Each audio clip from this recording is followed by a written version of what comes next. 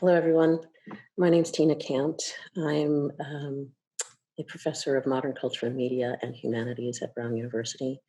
I am delighted to be able to join you. I really wish I would have been able to join you in person, but as you know, larger events have overtaken all of our best laid plans. The talk I'm going to give today is a piece I've been working on for quite some time that to me has taken on a lot more urgency in the face of the COVID-19 pandemic that we've been experiencing through and because of that pandemic, as well as more recent events in relationship to protests and struggles around police violence, structural and institutional racism. And it will become clearer to you in what ways that's shaped my thinking in the course of the paper. So I'm just going to get started by sharing my screen and beginning the way in which I usually begin most all of my work with the definition of a term that I hope will be the baseline for this, my thinking together with you. Okay, let's share the screen.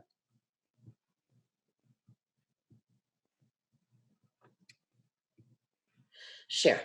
Okay, shared. Slowness. Moving, flowing, or proceeding without speed or at less than usual speed, diminished velocity. Requiring a long time, gradual. Duration. Having qualities that hinder rapid progress or action. Delayed development. Registering behind or below what is correct. Unachieved potential. Marked by reduced activity, reduced exertion. So to sum it up, diminished velocity, duration, delayed development, unachieved potential, reduced exertion. These are some of the many properties associated with the concept of slowness. When I began writing this piece, I was desperately longing for a chance to embrace slowness. But I would have never anticipated that I would be forced to embrace it by the complete shutdown of the world as we knew it.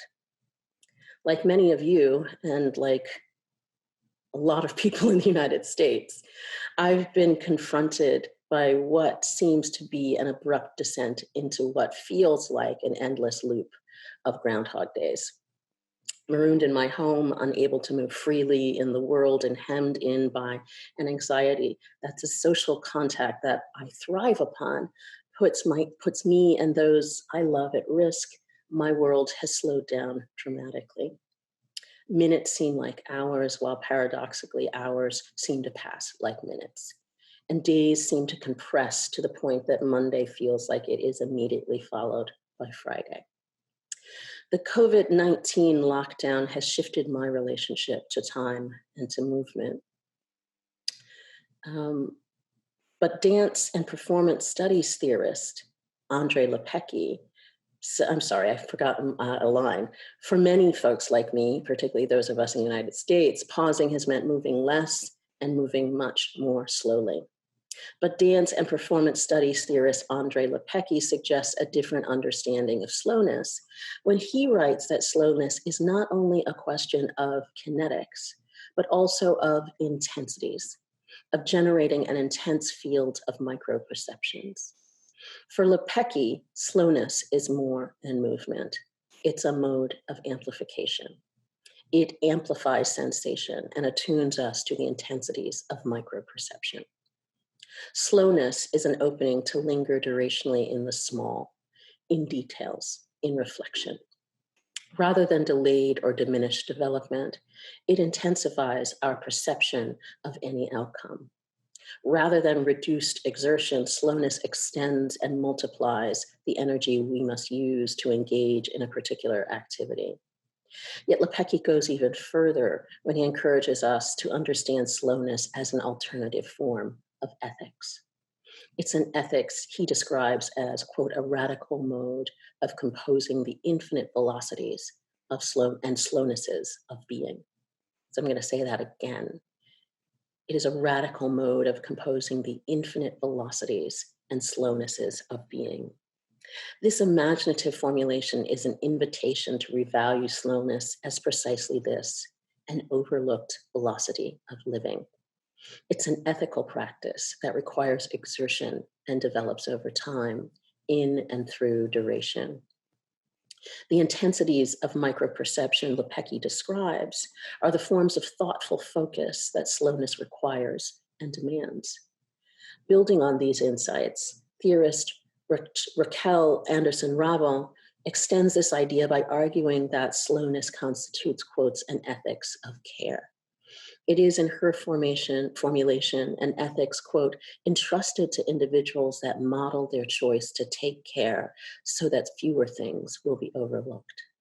And indeed, so many things are overlooked. In the slowness of the pandemic, we overlook the fact that while many of us have been forced to slow down, many are working more than ever, and they are working for the lowest wages. It has accelerated the lives of those who were, until now, overlooked and taken for granted. Grocery and pharmacy workers, bus and subway drivers, senior carers and hospital cleaners, postal workers and delivery people are all working nonstop and exponentially more. Meanwhile, slowness has amplified our attention to violence, to injustice, and to the fact that it will be tolerated no more. For it is neither an accident nor a coincidence that the massive protests in response to the deaths of George Floyd, Breonna Taylor, and Ahmaud Arbery exploded during a pandemic. The slowness of lockdown amplified these crises, and it amplified the demand to care for them and to take better care of our communities. Lepecki and Anderson-Rabel's words have inspired me in my own work to consider what a slow ethics of care might look like in the creative practice of Black artists. Their attention to slowness opens up a useful framework for understanding the velocities and intensities of contemporary Black life. In my talk today, I'd like to use Lepecki and Anderson-Rabel's insights as a point of entry into thinking about what slowness reveals to us through the work of two markedly different artists who are rarely thought together. As we will see, the dialogue between them is rich and illuminating. Okwe Opakwasili and Daoud Bey are artists who slow down our encounters with Blackness. In doing so, they intensify our understanding of the precarity of Black life in ways that solicit our participation in an alternative ethics of care. While their respective enactments of slowness diverge significantly, each uses slowness in ways that require us to take care, to take notice, and to amplify how we care for ourselves and others, and how we care for both the living and the dead.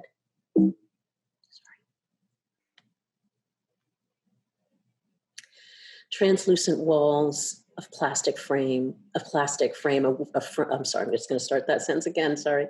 Translucent walls of plastic frame a raised wooden platform. The walls veil a group of ghost-like figures who on first glimpse seem almost motionless.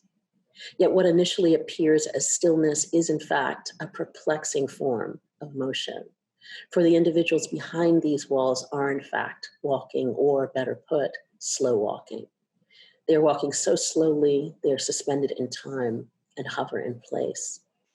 Viewing this scene of barely moving shadowy figures from outside the enclosure is a hypnotic experience that hushes conversation among visitors who watch it utterly transfixed. I'm not sure if you can hear this, but there is a major storm going, so that might distract me if you hear any thunder or lightning. Just gonna prepare you for that. When I encountered this exquisite practice of slow walking at the 2018 Berlin Biennial for Contemporary Art, I was surprised that several of the figures walking within it were visitors to the installation rather than the purposeful dancers I anticipated. While there were dancers and movement artists participating as well, their movements were not choreographed in a traditional sense. Some gazed downwards, others forward. Some seemed hesitant or restless, others more confident and intentional. Their postures, gestures, and subtle movements were accompanied by sounds and melodies that filled the room and drifted beyond its walls. Sitting on a Man's Head is a provocative title of this captivating activation.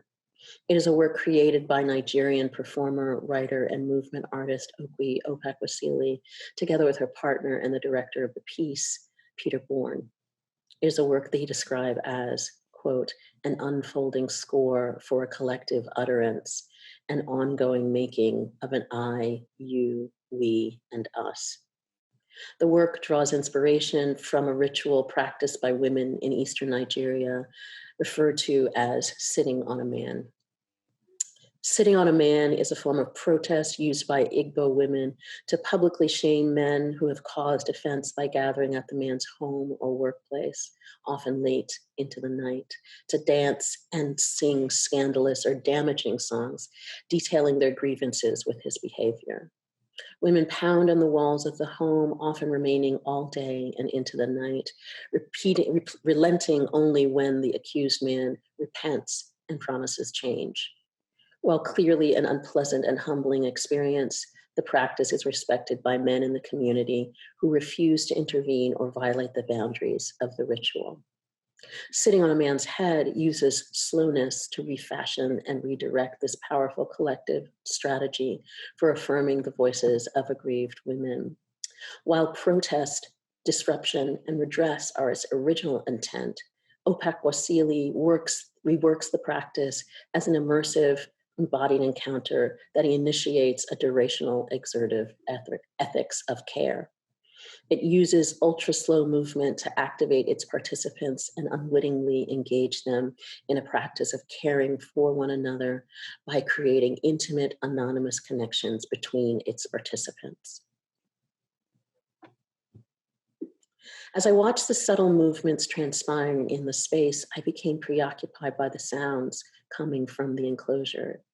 Utterances, tones, and melodies that stubbornly eluded identification. But what distracted me from the search for a source of these sounds was a figure that lingered at the threshold of the translucent room. He was the first person I had seen leave the enclosure and the first to exit the slow swirl of the movements they created. I recognized him as Peter Bourne as he moved toward me to initiate a conversation and a new entry into the temporality of slow walking. When Bourne invited me to into a vestibule to initiate a conversation, I had no idea what to expect. But as I later learned, this was a practice done by each of the dancer activators in this performance. He began by posing a series of unexpected and somewhat overwhelming questions. What do you think happens after you die? What does it feel or look like? The response he provided was similarly unanticipated. Quote, I imagine it might feel something like the gap you experience when they put you to sleep for a surgery. You count backwards and then you wake up and there's an absent space you can't account for. To which I replied, so maybe death looks like the absence or a different sense of time. And then he asked if I was ready to enter the space. His instructions for entering were deceptively simple. Take 3 long, slow breaths and begin to walk slowly inside. Very slowly, he said and emphasized. It begins, in my experience, with a shift in weight when you transfer it from your heel to the outer edge of your arch, through the ball of your foot, and into your toes. Then you lift your foot, suspend it in the air for a few moments, very low, a little higher and higher and higher still. Breathe, breathe, balance, lower, then slowly shift your weight again. It was quite frankly exhausting, exhilarating, and utterly terrifying all at once. It was physically and emotionally unsettling, an unanticipated struggle with gravity to remain upright through subtle weight transitions and ultra-slow locomotion. It was a struggle to remain calm and focused in the face of physical instability in intimate proximity with others. Such intensely focused inward attention creates extreme intimacy and vulnerability, endless sensation, and heightened awareness. And all this together transformed the space and those within it into an intense field of microperceptions.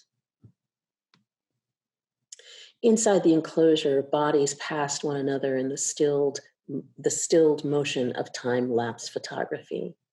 The sounds and melodies I initially could not locate were in fact the improvised songs and utterances of the activators inside the room. During my own silent sojourn, it grew louder as a lithe Black male dancer approached me and his particularly moving song drifted towards me. I am in me, he sang over and again as he approached. As he came closer, his mantra shifted. I see you. I am near you. And as he passed, it changed to, I am with you. His words and his song touched me and forged a connection between us. It was an intense and unlikely bond of intimacy created in a space that I shared in deep vulnerability with strangers. The focus required to break bodily movements into increments of centimeters or even millimeters to sustain those micro movements, remain upright, and not succumb to gravity's insistent downward pull. The focus required to hover in microseconds of non-movement and anti-motion requires an overwhelming confrontation with one's own embodiment. It is a haunting instantiation of the state of being after death that framed my entry into this unexpectedly precarious space. It is a liminal state that slowly becomes an equalizing practice of stasis, an effortful balancing of forces that suspends the body's relation to space and to time. In the space of slow walking created by Opak Wasili, Born, and their collaborators, time was measured not as a relationship to physical space and proximity to others. The passage of time in the space of slow walking was marked by how far or how close you were from a point of origin or an unknown point of arrival. Confronting the ostensibly simple task of infinitely slow movement initiated a cascade of questions that flooded my consciousness in the suspended time space of slow walking. What is the path you choose to take across the blank space of a room? What is the distance or proximity between you and the other bodies inhabiting the space alongside you? Navigating this cascade of questions while slow walking transformed what began as an isolated focus on me, on my body and its locomotion, into a collaboration that raised even more questions.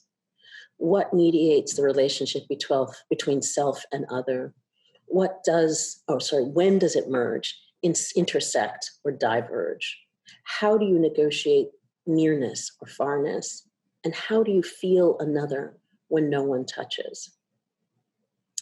Reflecting more recently on my experience of slow walking and sitting on a man's head, it is clear to me that this durational exercise was a striking embodiment of the experience of Black precarity I've sought to describe in much of my recent work. It is a challenge to remain in balance and navigate the slow swirl of others without crashing into them. It is the challenge to equalize one's own precarity and not be pulled off course or into the orbit of others. Slow walking was an enactment of the ongoing temporality of Black precarity that forces Black people to strike a delicate equilibrium between the present, the past, and a future we are not promised, but insist on inhabiting. Slow walking intensified and distilled what it felt like to physically inhabit an anticipatory state of Black being where every movement is deliberate and considered, and any movement could put you off balance and bring you crashing to the floor. Slowness is indeed a different relationship to time, but it is also a haptic encounter with what it means to live Blackness in an ongoing state of precarity in which an ethics of care is an existential means of survival. Feeling across shared spatiality requires communication and collaboration and a different relationship to space and time. Bodies must feel each other out. They must feel different. They must feel with, across, and through one another to create a sense of navigation and orientation. Time seemed to stop, and maybe that's what death actually looks and feels like. All I know is at some point, I began to hear my own breath. It was not an effect of exertion or exhaustion. It was presence and awareness, and it was the definition of liveness. For I had become part of the space and part of the collective body of artists, activators, and strangers who happened to inhabit it with me. A silver dome, a black dome, a bronze, and a white one line a nondescript wall attached to black upholstered vinyl seats. They are seats awaiting clients booked throughout the day. In these seats, domes will crown heads arrayed with plastic cylinders, taming complex manes. Netting or caps will hold hair carefully pinned into place. Fanned heat will encircle heads for what feels like hours. They are seats where women sit for hours immersed in magazines and books, and where time feels like it almost stops completely. I'm pretty sure that most people in the Black community would agree with me that a beauty shop is a special form of purgatory. It is a slow space of endless waiting, waiting to dry, waiting to be attended to, waiting to finish and be transformed into one's new, better, or other self. But in our communities, the beauty shop is also a space of lingering, social contact, and exchange. In small towns or larger cities, they are spaces where women converse with neighbors and friends. They are spaces of slow communication, where stories are told at length, in detail, and with relish. Woven into and between washes, cuts, sets, and dries, between relaxers and press and curls, between braids and weaves, they are spaces of gossip and inquiry. Viewed through dueling lenses, a camera approaches them slowly, lingering on every detail with a creeping, magnifying zoom before dissolving slowly into a different scene. A tall white rectangular container sits on a counter next to a glass bottle half full of an amber orange liquid. One is visible in the camera's, one word is visible in the camera's similarly slow creep of magnification, talc. Blending into the next scene, we see a longer view of what is presumably the same counter or one adjacent to or across from it in the same space.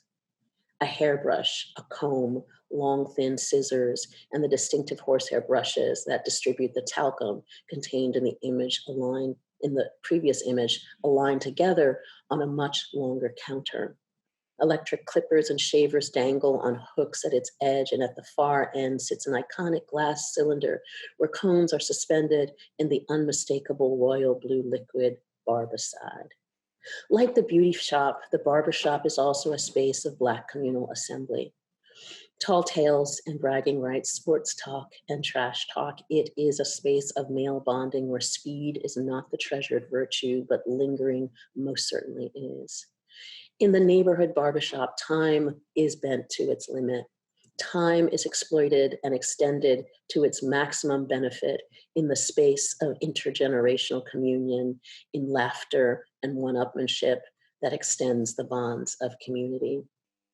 Yet alongside these slow, extended shots of empty spaces of Black sociality runs a second, equally slow track that tells a different but connected story when we shift our attention from the left to the right frame.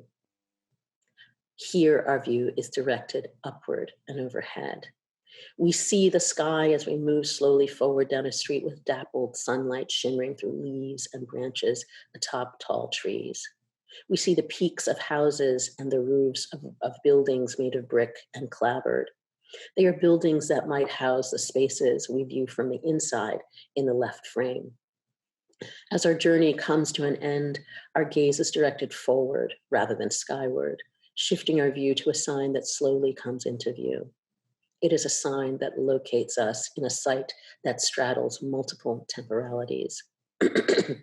It too is a site of Black communal assembly, but in the pace of our slow walk, the place where our journey ends is one we must think in juxtaposition to the previous spaces.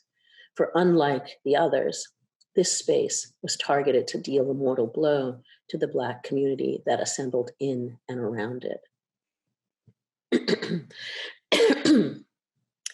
Our slow journey follows the path of 4 little girls in Birmingham, Alabama. It was a path they knew well, as they took it weekly with friends and family each Sunday morning. On this September morning, we don't know how slowly or quickly they traveled, or if they stopped off or lingered along the way.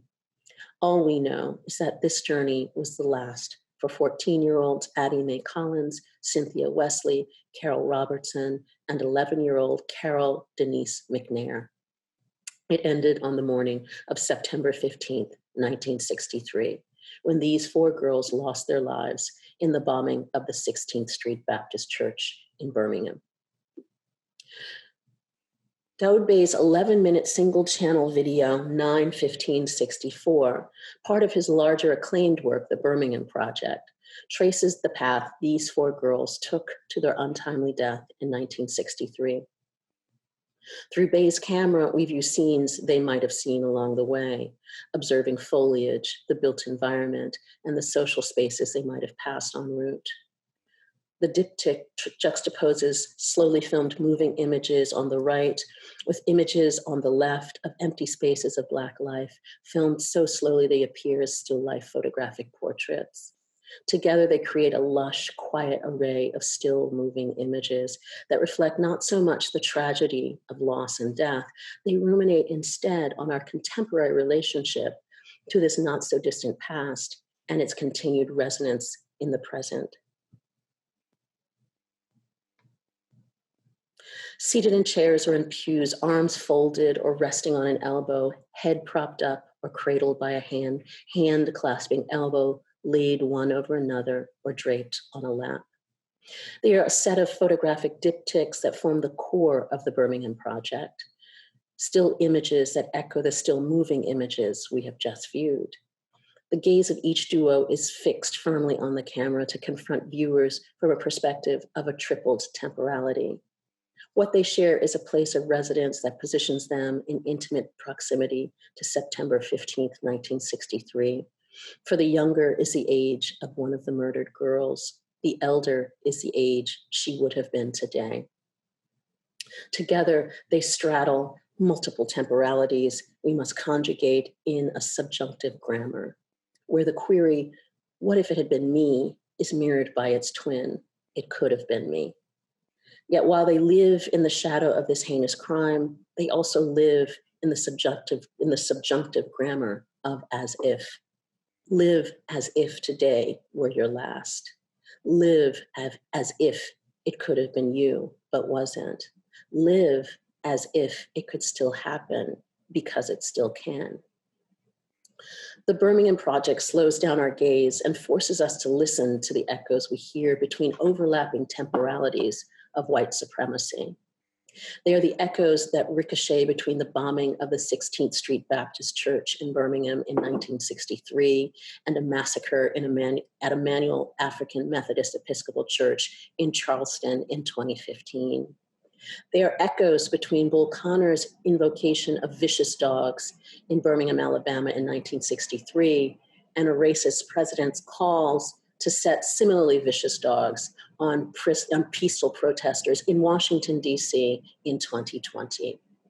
These images force us to slow down and linger in the chilling resonances of long lines of mourners paying their respects to the open casket of Emmett Till in 1955 and paying similar respects to the open casket of George Floyd in 2020. And this is the deluge of rain. I'm not sure. I hope it's not interfering with how you see me, but I think it's actually coming at an amazing moment. Slowing down our gaze to dwell in the spaces of Black sociality surrounding the 16th Street Baptist Church, or in the triangulated temporalities of 4 murdered girls and their generational age equivalents in the present, also focuses our attention on the informal networks of community that have sustained Black family through their losses and galvanized them in the fight against the forces that seek to rob them of friends and kinfolks and the futures they want to live. Slowness makes us attend to these functions and the functions they served as generative not only of Black social life, but as nascent sites of rebellion. For Black barbershops and Black beauty salons are also spaces of activism and education.